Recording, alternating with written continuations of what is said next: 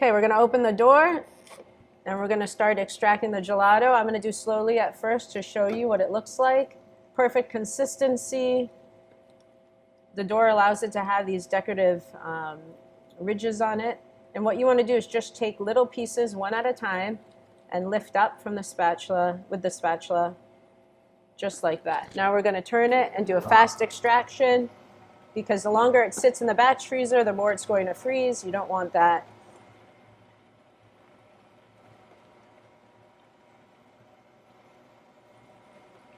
And again, you just take little pieces at a time.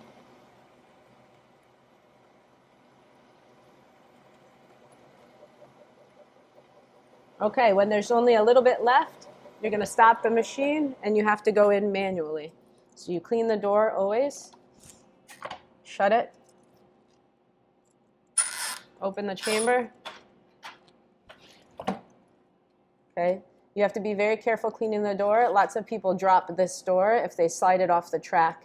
And then you can see that the chamber is mostly cleaned out at this point. The Bravo machine does an excellent job with the beater of pushing the gelato out. And again, as long as you're using a balanced recipe, the machine will do a great job freezing it for you. If your recipe is not balanced, you'll see a ton of gelato on the sides here. If it overfroze, it's also important that you change out the blades regularly, generally annually, depending on how often you're using it, so that it does a good job of scraping the gelato off the sides.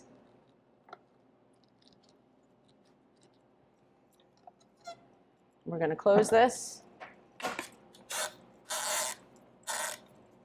And this goes typically into the blast freezer for a few minutes, 5 to 10 minutes. And here's fresh strawberry sorbet.